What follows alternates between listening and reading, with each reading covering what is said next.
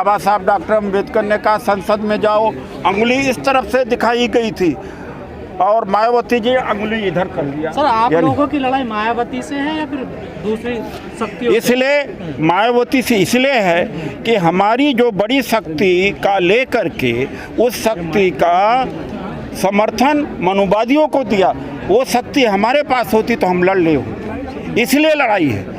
उन शक्तियों को, उन समर्थकों को आँख खोलना चाहिए कि उन्हीं की वजह से आज वो भी मर रहे हैं और सभी मर रहे हैं, इसलिए लड़ाई। आपने कहा नीला पट्टा डालकर कुछ लोग चले जाते हैं, सर आप भी तो गए थे हाथरस। देखिए, नीला पट्टा डालकर मुद्दे की लड़ाई लड़ना एक अलग बात है, वो हमारा एक मुद्दा है, लेकिन आरक्षण की लड़ाई, खाली पदों के भर्ती की लड़ाई, न्यायपालिका में, ये भी तो हम लड़ते रहे पूरे जीवन। अरे भाई, पूरे जीवन ये लड़ते रहे, एक हिस्सा वो भी है। मैं केवल हंगामा करना नहीं चाहता। संसद में जाकर निजी क्षेत्र में आरक्षण के लिए बिल पेश किया, पूरे साल हम भागीदारी अधिकार के लिए ही तो हम लड़ते हैं यहाँ पर। वो तो हमारे 1% 2% है। हम उसको माहौल बना करके, ये नहीं कि जनता को पागल बनवाते हैं, बल्कि अधिकारों के लोग लेकर के लड़ते हैं। साल भर 364 दिन इसके लिए लड़ते हैं, एक आध दिन उसके लिए सही। सर जितेंद्र मेघवाल को लेकर आपका कोई बयान नहीं आया, कोई टिप्पणी नहीं आई?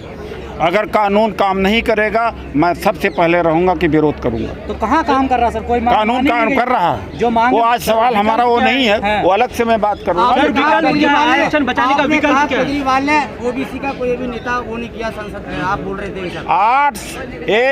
Kejriwal ji 8 member of parliament Rajya Sabha का बना चुके, एक भी दलित को उन्होंने नहीं बनाया। और तस्वीर किसकी लगाएंगे? बाबा साहब डॉक्टर अम्बेडकर और भगत सिंह की लगाएंगे। तो ये तस्वीर लगा करके ठगने का काम कर रहे हैं।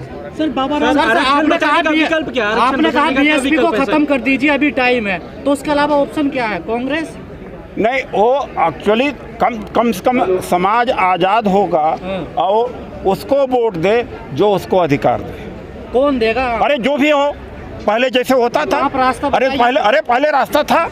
पहले रास्ता था, क्या था सर? पहले रास्ता था, चाहे वो स्पेशल कंपोनेंट प्लान हो, ट्राइबल सब प्लान हो, स्कॉलरशिप हो, गवर्नमेंट की तमाम कंपनियां खड़ी हुई, PSU खड़ा हुआ, खाली पदों के ऊपर भर्ती हुआ, करोड़ों लोगों को, वो रास्ता था, बार्गेनिंग का था। अब आपने शक्ति लेके बैठ गए और शक्ति अपनी दुश्मन के साथ लगा दिया, तो बार्गेनिंग पावर खत्म। हम बार्गेनिंग पावर, अरे बार्गेनिंग पावर अपने आप बन जाएगी, आप नहीं समझते। जब ये समाज को ये आज़ाद किया जाएगा सोचने के लिए कि वोट उसको दो जो संविधान बचाए, वोट उसको दो जो आरक्षण बचाए, वोट उसको दो जो सरकारी कंपनियों को न बेचे। संविधान खत्म हो रहा है, तो क्या ये संविधान बचाने का जिम्मा आप मोदी जी उठा रहे हैं? अब हम ही बोल रहे हैं, और कौन बोल रहा है? यहाँ हु कर रहे हैं सब लोग या करके। अरे संसद में जाया जाता है संविधान बचा, संसद छोड़ के भागना क्या हुआ?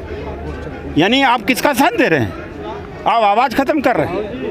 वोट किसको ट्रांसफर किया उत्तर प्रदेश में, सब नहीं जानते। सर दबाव कैसे बनेगा? संख्या बल तो नहीं है आप लोगों के पास सर, आज भी देखिए कितने संख्या बल का प्रदर्शन नहीं है। इस बात का सही है कि समाज जागे, संख्या बल हमारी कम है।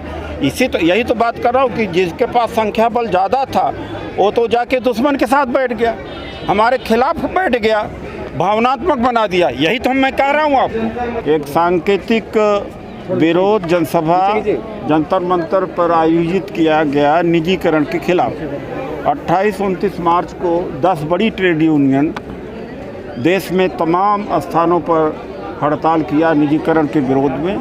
आज हम कर रहे हैं और 28-29 मार्च को भी हम लोगों ने साथ दिया था। आज नौकरियां समाप्त हो रही। 3 करोड़ 65 लाख लोगों ने नौकरी का प्रयास किया 2 साल में, लेकिन नौकरी नहीं मिल पा रही।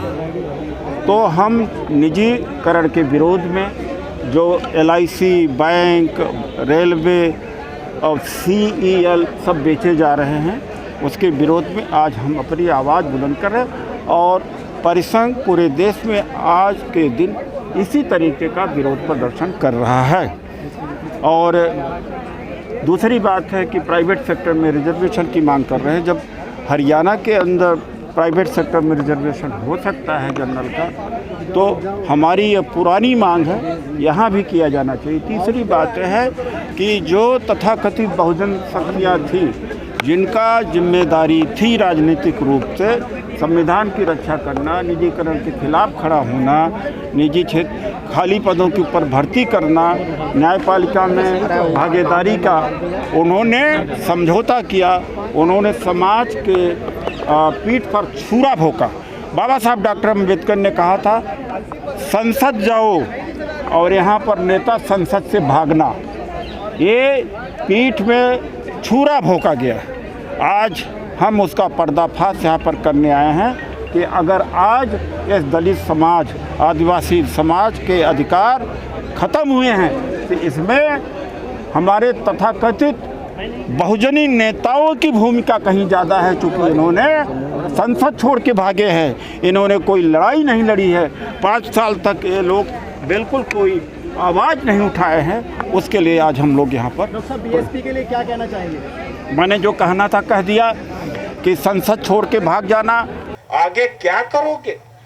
आप सारे कर्मचारी अधिकारी हो, लेकिन आपके बच्चे भी होंगे। मान लो आपके बच्चे नहीं तो आपके रिश्तेदारों के बच्चे होंगे, आपके समाज के लोग होंगे। जरा उनका चेहरा देखना, उनका भविष्य देखना। जब उनका धुंधला चेहरा देखोगे, जब उनको गुलाम होते हुए देखोगे, आप एक कल्पना करिएगा, एक सपना देखिएगा कि आने वाले मेरे मरने के बाद गुलाम होंगे या मेरे जीते ही गुलाम होंगे। अगर उस सपना भी देखोगे तो हमारी बात और परिश्रम की बात आपको समझ में आ जाएगी।